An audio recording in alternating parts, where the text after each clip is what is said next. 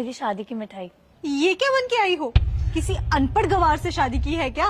Limit में रहो please. Limit में तो तुम जैसी लड़कियां रहती है जो इतना पढ़ने लिखने के बाद भी खुद को लिमिट में ही रखती है। तुम्हारे यहाँ वो बहुओं को क्या बुलाते हैं?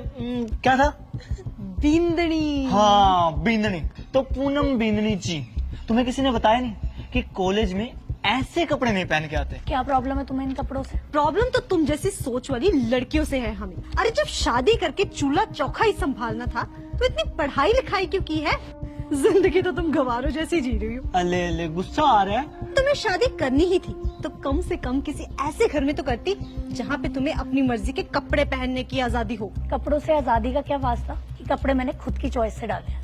अब तो तुम यही कहोगी ताकि हमारे सामने तुम्हारे ससुराल वालों की नाक ना कट जाए। मैं भी शादी कर रही हूँ पर मैं तुम्हारी तरह ये इंडियन कपड़े तो नहीं पहनने वाली। मैंने तो अपने इन-लॉज को पहले बोला हुआ है कि मेरा जो मन करेगा मैं वही पहनूंगी। मुझसे नहीं पहने जाती ये घाघरा चोली। और सबसे बड़ी बात, मेरे इन-लॉज को इससे कोई भी प्रॉब्लम नहीं है। देख, इसे बोलते हैं मॉडर्न ख्यालों वाली लड़की। और एक बात बता, कल को जब तू इंटरव्यू देने जाएगी तब यही घाघरा चोली पहन के जाएगी क्या? अरे इंटरव्यू में तो ये तब जाएगी ना जब इसके इन-लॉज इसको अलाउ करेंगे। अरे ऐसे बैकवर्ड सोच वाले लोग ना कभी भी अपनी बहुओं को घर से पैर नहीं बाहर रखने देते। पता नहीं इसके ससुराल वाले ने इसको कॉलेज कैसे भेज दिया है। अब इमेजिन कर, इसकी सास भी इसकी तरह घाघरा चोली पहन के घर में घूमती होगी।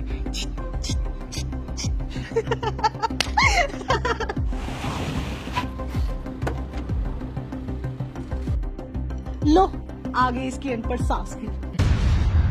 लगता है सासू माँ एग्जाम के बाद अपनी बींदनी को आशीर्वाद देने आई है। माँ जी, एक मिनट आना, आपको किसी से मिलवाना है। ये है मेरी सासू माँ।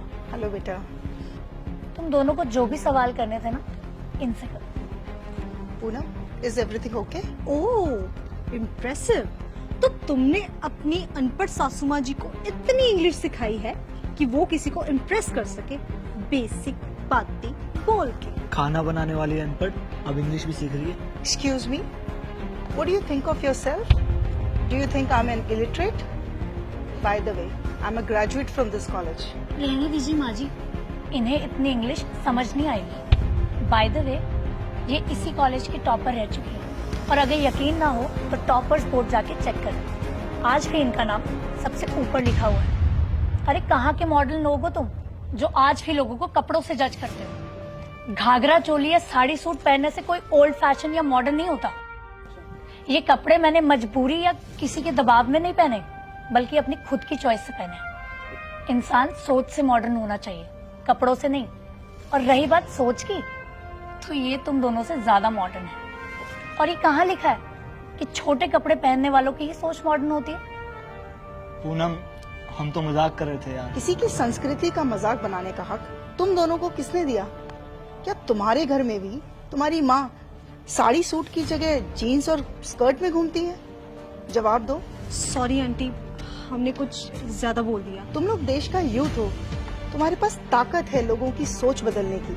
कल्चर का मजाक बनाने की जगह उसे समझकर अगर तुम लोग प्रमोट करोगे तो हमारी ही देश का नाम ऊंचा होगा। हमें हमारे कल्चर से, हमारे पहनावे से प्यार करना चाहिए। मैं नहीं कह रही कि वेस्टर्न कपड़े डालना बुरा है, लेकिन जिस भी पहनावे में आप खुद को कंफर्टेबल महसूस करते हो, आपको वही पहनना चाहिए।